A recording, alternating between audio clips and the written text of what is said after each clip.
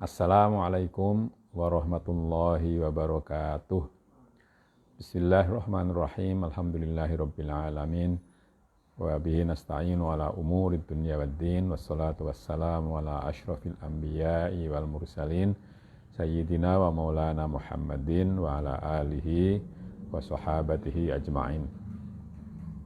Saudara, marilah kita baca suratul Fatihah untuk penulis kitab ini, yaitu Kiai Soleh bin Umar As-Samaroni atau Kiai Soleh Darat. Lahul Fatihah. A'udzubillahi minasyaitonirrajim. Bismillahirrahmanirrahim. Alhamdulillahirabbil alamin. Arrahmanirrahim. Maliki yaumiddin. Iyyaka na'budu wa iyyaka nasta'in. Ihdinas siratal mustaqim. Siratal ladzina an'amta 'alaihim ghairil maghdubi 'alaihim waladdallin. Amin. Ya, kita melanjutkan, ini kemarin belum sampai ke akhir ayat ya, keterangannya. Bismillahirrahmanirrahim. Lan malih ojo pisan-pisan nekodaken setuhune cukulan kabeh iku bisa aweh madharat utawa aweh manfaat. Dan jangan sampai kalian mengiktikadkan, meyakini bahwa sesungguhnya tumbuh-tumbuhan itu bisa menimbulkan kemudaratan atau kemanfaatan. Artinya ojo bungah-bungah sira kelawan wujud dunya lan susah sira kelawan sepine dunya, sandang pangan. Artinya janganlah kalian bergembira ria karena adanya dunia, karena adanya kekayaan dunia, tapi juga jangan sebaliknya bersusah hati kalau duniamu itu tidak banyak, ya. Sandang pangannya tidak banyak, pakaian dan makanannya kurang. Mongko lamun mengkono, mongko dadi nambah sira ing makhluk, nyembah sira ing makhluk. Krana kaidah wong ahlul ma'rifah setuhune saben-saben mahbub iku matlub, saben-saben matlub iku maksud, lan saben-saben maksud itu ma'bud, lan saben-saben ma'bud itu ilah. Maka kalau kalian begitu gembira karena punya kekayaan, lalu sedih karena kekayaannya sedikit, maka berarti kamu telah menyembah makhluk. Karena ada kaidah bagi orang ahli, orang arif bijaksana, bahwasanya setiap yang dicintai itu menjadi objek yang dicari, menjadi objek cita-cita ya, atau yang dicari gitu. Lalu setiap yang dicari itu menjadi tujuan, dan setiap tujuan itu menjadi sembahan. Sementara sembahan itu adalah Tuhan. Jadi kalau orang mencintai sesuatu, lanjutannya lalu mencarinya, menjadikannya sebagai tujuan, lalu menyembahnya. Lalu berarti menyembah sesuatu yang dicintai itu. Fal ilahu maksudun, matlubun, ma'budun fi kulli hal. Karena Tuhan itu adalah yang dituju, yang dicari, yang disembah dalam keadaan apapun. Lan malih aweh isyarat iki ayat marang kedadiane manusia kabeh. Juga ayat ini memberikan isyarat kepada kejadian manusia semuanya. Mongko nyerupaaken Allah ing badane manungsa den serupaaken bumi lan arwahul insan den serupaaken langit ing dalem luhure lan mulyane lan sucine. Lan akale menungso den serupaaken kelawan banyu kang temurun saking langit. Ya, itu. Jadi tadi memberi isyarat akan kejadian manusia, karena badan manusia itu diserupakan dengan bumi. Sedangkan rohnya diserupakan dengan langit karena ketinggian dan kemuliaannya serta kesuciannya. Lalu akal manusia diserupakan air yang turun dari langit. Lan utawi piro-piro ngamali menungso amal solihah Zahir utawa batin iku den serupaaken kelawan wowoan kang metu saking kayu-kayune bumi. Sedangkan amal manusia yang baik-baik mungkin ini karena yang lainnya ada zahir ada batin ya. Soleh baik amal yang baik maupun yang tidak baik, atau di sini hanya disebut baik saja. Amal yang soleh baik zahir maupun batin itu diserupakan dengan buah-buahan yang keluar dari bumi, yang dihasilkan bumi. Iku kabeh sabab kumpule kuwa samawiyah lan ardiyah al-munfailah kelawan kudratul qahiril mukhtar. Ya. Itu semua terjadi karena bertemunya kekuatan-kekuatan langit dan kekuatan-kekuatan bumi yang terjadi karena kodrat dari Sang Maha Pemaksa yang Maha Memilih, yakni Allah. Qala sallallahu alaihi wasallam unzilal Qur'an wala sab'ati ahrufin likulli harfin minha dhahrun wa batnun wa likulli haddin matla'. Ini terjemahan yang dibuat oleh Saudara Darat terhadap hadis ini adalah artine saben-saben ayat ana makna zahir lan ana makna batin. Apa kadare manungsane. Lamun bersih atine maka iya ngerti makna batin, wallahu alam. Jadi tadi hadis tadi secara secara lengkapnya berarti bahwa Quran itu diturunkan dengan 7 huruf. Dan setiap-tiap huruf itu ada makna zahirnya, ada makna batinnya, dan setiap huruf itu disebut di sini ada walikul had, ada hadnya, ada batasannya, dan juga ada matla'nya. Haddin matla', walikul haddin matla'un. Dan di setiap batas itu ada matla' atau tempat keluarnya. Jadi artinya setiap ayat itu mengandung makna zahir dan batin menurut yang bisa ditangkap sesuai dengan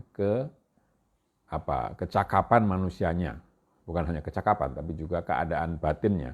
Kalau manusia itu bersih hatinya, maka dia bisa mengerti makna batinnya. Tapi kalau tidak bersih, ya tentu tidak dapat mengetahui itu.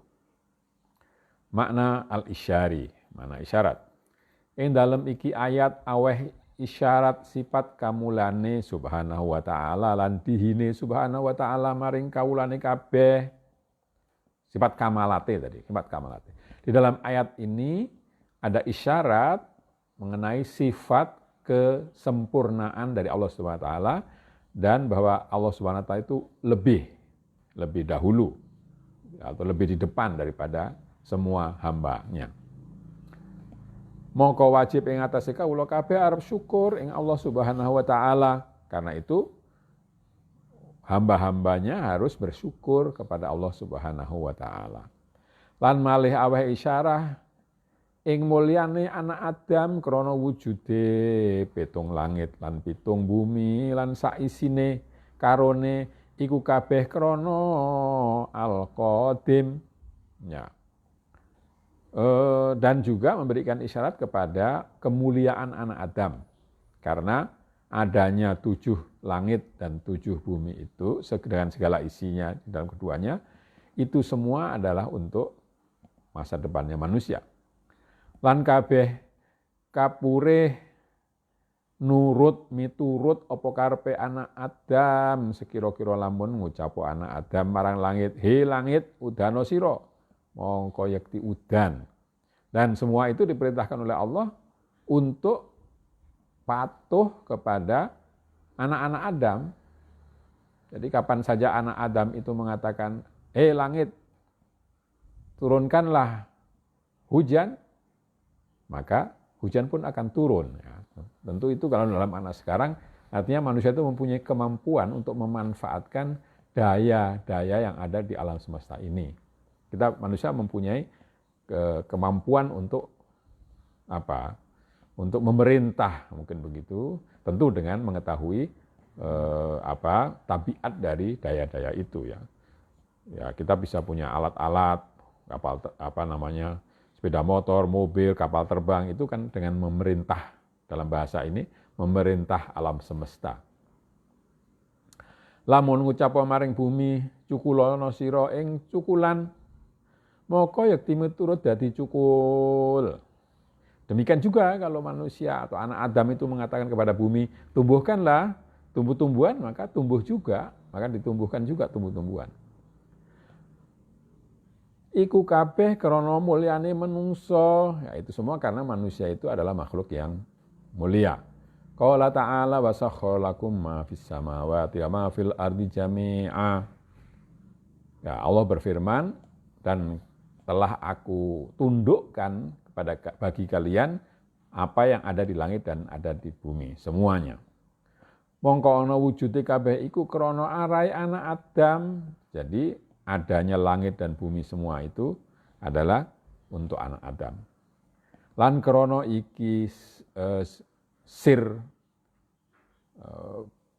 perintah subhanahu wa ta'ala ing malaikat kabeh kapure sujud marang Nabi Adam alaihi salam lan den haramaken ing atase Nabi Adam lan sak anak putune sujud liyane Allah. Jadi karena adanya rahasia ini, maka Allah, bahwa manusia itu lebih mulia dari yang lain, maka Allah memerintahkan kepada malaikat untuk bersujud kepada Adam alaihissalam. Dan sebaliknya Adam dan anak cucunya tidak boleh bersujud kecuali kepada Allah. Mongko dadi ana manungsa iku afdhalul makhluqat. Karena itu manusia itu merupakan makhluk yang paling unggul gitu. Pangandikane subhanahu wa ta'ala wa anzala minas samaa'i ma'an fa akhraja bihi minats tsamarat. Firman Allah yang berbunyi, dan dia Allah telah menurunkan dari langit air, maka dengan itu dikeluarkannya buah-buahan, ya, pada ayat 22 surat Al-Baqarah. Setuhune maknane mak iku Quran, lan utawi samroe iku huda, lan takwa, lan nur, lan rahmat, lan saadah, lan qorobah, lan hakul yakin, lan islah, lan rif'ah, lan falah, lan hikmah, lan mawa'id atau mawa'idhah tentunya, lan hilm, lan ilm, lan adab, lan sekabehane akhlak mahmudah. Sesungguhnya air itu maknanya adalah Quran secara isyari. Lalu buahnya itu adalah petunjuk, huda, juga takwa, lalu cahaya, kasih sayang, kebahagiaan, kedekatan dengan Allah, hakul yakin, keyakinan yang sebenar-benarnya, lalu islah, memperbaiki diri, rif'ah, ketinggian, falah, kesuksesan, keberhasilan, hikmah, kebijaksanaan, mawa'id, nasihat-nasihat, hilm, kemampuan menahan diri, ilmu, adab, dan semua akhlak yang terpuji. Jadi itu merupakan buah dari Quran, yang Quran itu diserupakan dengan air hujan. Ya. Utawi sakabehane kebagusan lan kamulyan indallah iku arep nglebur barang kang batal nalikane wis ketekan hak. Ya. Semua kebaikan-kebaikan dan kemuliaan-kemuliaan bagi Allah itu, atau yang menurut Allah mulia itu, akan menghapuskan, memusnahkan semua barang batal ketika setelah datangnya kebenaran. Artinya arep buang tabiatul insaniyah nalikane wis tajalli al-haq. Maksudnya adalah ketika Allah yang maha benar telah bertajalli, menampakkan diri pada manusia, maka tabiat kemanusiaan itu menjadi hilang. Wa qul ja'al haqqu wa zahaqal batil innal batila kana zahuqa. Sungguh telah datang al-haq yang benar, yang Di sini mungkin yang maha benar atau yang benar, zahaqal batil, dan sudah binasa yang batal, karena yang batal itu sudah selayaknya akan musnah. Mongko dadi anyukulaken banyune Quran kang tumiba ing dalem bumine atine mukminin, nyukulaken ing pira-pira wernane ngamal sholihat. Dengan demikian lalu air Quran itu yang jatuh ke hatinya orang mukmin akan menumbuhkan berbagai macam amal saleh.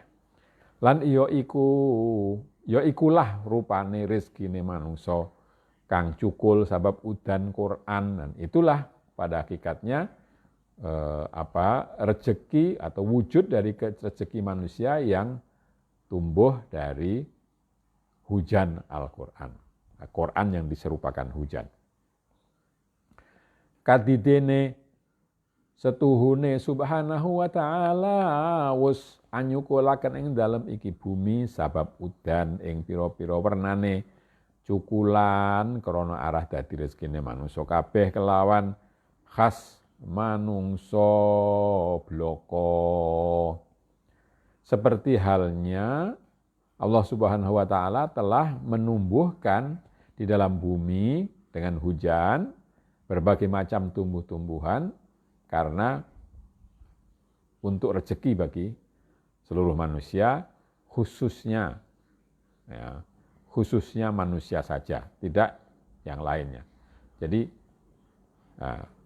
ini menurut konsep atau pemahaman dari para ulama muslim. Jadi semua bumi ini semua yang ada di bumi ini, tumbuh-tumbuhan, hewan dan seterusnya, itu diciptakan untuk manusia semata. Karena itu balasan dari manusia yang semestinya adalah beriman dan beramal saleh. Anapun liyane manungsa, kebo, sapi, kewan kabeh, mongko rezekine arahe manut marang manungsa krana kebo sapi den gawe arahe manungsa. Jadi hewan-hewan yang selain manusia, kerbau, sapi dan hewan-hewan yang lain, maka rezekinya itu mengikuti rezekinya manusia karena semua itu diciptakan untuk manusia. Semono uga Quran rezekine atine manungsa kang cukul sabab banyune Quran iku khusus manungsa bloko. Demikian pula juga Al-Quran. Al-Quran yang diserupakan dengan hujan tadi itu akan menumbuhkan rezeki bagi hati manusia, khusus hati manusia saja. Yang lainnya tidak dapat. Anapun jin, malaikat, mongko manut arahe manungsa. Krana lamun ora ana manungsa, maka ora nurunaken Allah ing udan Quran. Sedangkan jin, malaikat itu ngikut saja dengan tujuan diciptakannya manusia. Karena kalau tidak ada manusia, maka Allah tidak menurunkan hujan yang berupa Quran itu. Semono uga langit bumi iya ora maujud yen ora arahe manungsa, moko paham ta sira kabeh manungsa pomo-pomo aja dadi kebo sapi sira kabeh. Demikian juga langit, bumi itu juga tidak ada kalau itu hanya ada karena manusia. Maka pahamilah hal ini olehmu, wahai manusia, jangan sampai kalian menjadi sapi atau yang lainnya. Tapi karena kebo atau sapi, kerbau atau sapi. Ya. Mongko kapan wis ngerti sira kabeh manungsa kaya mangkono, mongko fala taj'alulillahi andada wa antum ta'lamun. Kalau kalian sudah mengerti itu semua, maka janganlah kalian menjadikan bagi Allah itu hal-hal yang sepadan dengan. Artine iki ayat iku telu maknane kelawan isyarat. Ya, arti dari ayat ini itu ada 3 dengan isyarat. Sawijine wus andadekaken ingsun pitung langit lan pitung bumi saisine krana arahe sira kabeh ora ana kuwasa gawe kang tinutur liyane ingsun. Yang satu adalah bahwa aku Allah telah menjadikan 7 langit dan 7 bumi dengan segala isinya itu untuk kalian semua wahai manusia. Tidak ada yang bisa membuat semua yang sudah disebutkan itu kecuali aku, Allah. Mongko aja ana sira kabeh gawe bandingan liyan ingsun kok padha kelawan ingsun ing dalem panembahira. Karena itu janganlah kalian membuat orang yang sebanding dengan Allah di dalam penyembahanmu manusia. Artinya ojo ana mahbub matlub maksud makbud liyane ingsun ing dalem panembahira krana ingsun wis gawe sira kabeh lan gawe barang kang tinutur. Artinya adalah jangan sampai ada mahbub yang dicintai, matlub yang dicari, maksud yang dituju, ma'bud yang disembah. Jangan sampai ada yang dicintai, yang dicari dan yang dituju serta yang disembah selain Allah di dalam penyembahan kalian. Karena aku Allah telah membuat kalian semua serta hal-hal yang sudah disebutkan di atas. Oleh ingsun gawe ora kelawan kanca lan ora nyambat njaluk tulung liyan ingsun ora. Dalam membuat semua itu aku tidak dibantu oleh kawan serta dibantu oleh atau minta tolong kepada yang selain aku. Lan kapindo makna yang kedua dari ayat ini, lan kapindone makna kelawan isyarat setuhune ingsun wis gawe ing sira kabeh lan gawe 7 langit lan 7 bumi krana arahe dadi lantaran lan dadi asbab maring hasile rezekine ira kabeh. Mana yang kedua sebagai isyarat bahwa aku Allah telah membuat kalian semua dan membuat 7 langit serta 7 bumi untuk menjadi sarana mendapatkan rezeki bagi kalian. Mongko aja ana andadekaken sira ing mengkono-mengkono lantaran lan asbab, aja kok gawe bandingan pepodo kelawan ingsun dan ing dalam oleh nembah. Maka tadi sarana itu sarana dan sebab itu jangan kau jadikan bandingan dengan yang sama dengan aku di dalam penyembahanmu. Qala ta'ala la tasjudu lil syamsi wa lil qamari wasjudu lillahi alladzi khalaqahunna in kuntum iyyahu ta'budun. Janganlah kalian semua bersujud kepada matahari dan kepada bulan, tapi bersujudlah kepada Allah yang telah menjadikan matahari dan bulan kalau kalian betul-betul mau menyembah itu.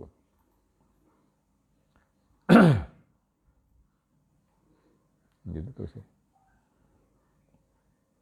Lan kaping telune makna kelawan isyarat, yang ketiga juga dengan isyarat.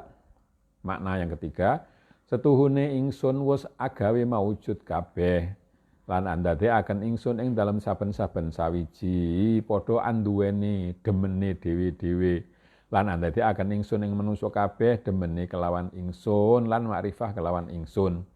Yang ketiga isyarat bahwa aku Allah telah menjadikan setiap wujud dan masing-masing itu mempunyai kesukaannya sendiri-sendiri. Ya. Dan aku telah menjadikan bahwa kesukaan manusia itu adalah aku dan melihat atau mengenaliku dengan sebenar-benarnya, makrifah kepadaku. Lan saben-saben sawiji iku lamun putus lan pisah kelawan demenane mongko yekti rusak ajur. Segala sesuatu itu kalau pisah dari yang disukainya, yang dicintainya, putus atau pisah, ya, terputus atau pisah dari yang disukainya, maka akan rusak, akan hancur. Semono uga sira manungsa aja padha gawe sira kabeh demene liyaning demenan liyaning sun kelawan yen to demen sira kelawan suwiji liyaning sun maka rusak sira maka dadi kejegur sira ing dalam jurang syirik wal a'udzubillah. Demikian pula kalian manusia, maka janganlah kalian membuat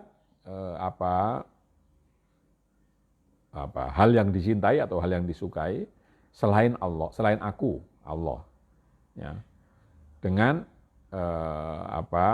menyukai sesuatu selain aku, maka kalian akan hancur. Mongko dadi kejegur karena itulah hancur dan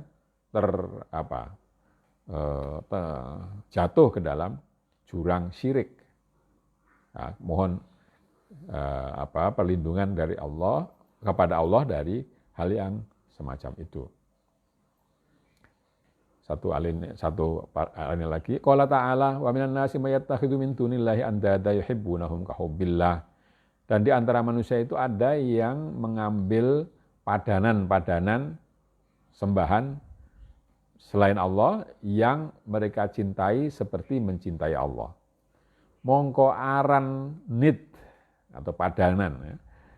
Iku demen liyane Allah kaya artane, kaya arta donya lan sekabehane iku kabeh dadi pangerane para awam lan sembahane awam.